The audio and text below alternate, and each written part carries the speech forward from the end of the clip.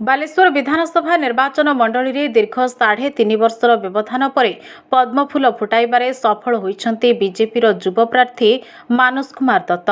2019 मसीहा निर्वाचन रे मानस को दिवंगत पिता स्वर्गत मदन मोहन दत्त पद्मफूल एही निर्वाचन मंडली रे फुटाइथिले। मात्र तांकर अकाल वियोग पर उपनिर्वाचन रे बीजेडी प्रार्थी स्वरूप दास निर्वाचित होइथिले। तेबे एथर पूरा दम रे बीजेपी मानस को सपक्ष रे काम करी शहर ठारू पंचायत रे दलर कर्मी माने एक परिवर्तनर लहरी सृष्टि करि दैथिले। फଳରେ आज भोट गणति बेले एहार प्रभाव देखिबाकु मिलिछि। भोट गणति आरंभରୁ ही बीजेपी रो मानस दत्त आगुआ रहिथिले। मानस दत्त 89,360 खंड भोट पाइथबा बेले बीजेडी रो प्रार्थी स्वरूप दास 60,734 खंड भोट पाइछन्ते। फଳରେ मानस 28,626 खंड भोट व्यवधान रे विजय लाभ करिछन्ते। कांग्रेस रो प्रार्थी मोनालिसा सामल 19,269 खंड और निर्दलीय प्रार्थी विक्रम केसरी पंडा 4,695 खंड भोट पाइछन्ते। आज विजय हेबा परे मानस दत्त निज प्रतिक्रिया रे कहिसन्ति कि ए विजय बालेश्वर जनता को विजय।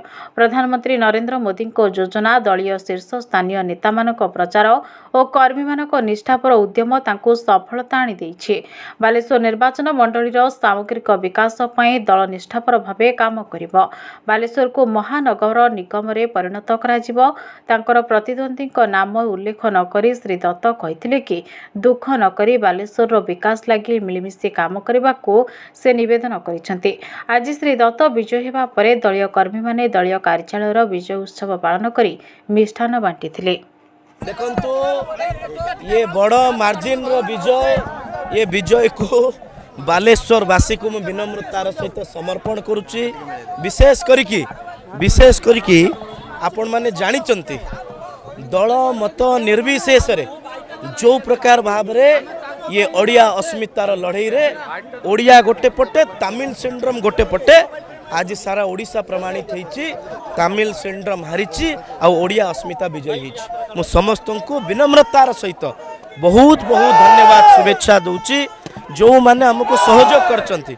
असंख्य कार्यकर्ता माने आम दलीय नेतृत्व माने आमर प्रतिपक्ष नेतृत्व माने समस्त को जो माने ओडियापन को आगु को आनिचंती मु समस्त को ये विजयर श्रेय दूची। ए विजय मानस दत्तर नुह, ये विजय बालेश्वर वासींकर। मु प्रभु का पाखरे प्रार्थना करुच्ची कि प्रभु आमको नम्रता पूर्वक अनेक धैर्य प्रदान करंतु। ये विजय होची दायित्वर विजय।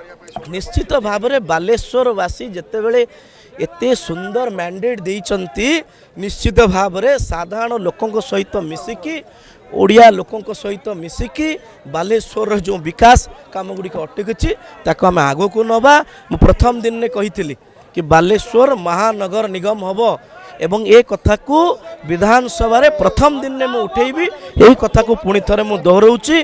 पुणी थरे आज दिन रे मोर बापा स्वर्गत विधायक मदन मोहन दत्तंकर पदचिन्ह को अनुसरण करी राजनीति को सेवा संघर्ष बलिदान एटा ही राजनीति पाई हम प्रतिदान एति कहीकि बालेश्वरवासी को विजयर श्रेय देकी आमर जो प्रतिपक्ष जे मो विरुद्ध रे छिड़ा हितिले तांको मध्य अभिवादन ज्ञापन करी कि आसंतु निर्वाचन रे हार जीत अच्छी मनौणा न करिकी बालेश्वर विकास पाई एक हेकी आमे काम करिबा। आमे ओडिया लोक एक हेकी काम करिबा।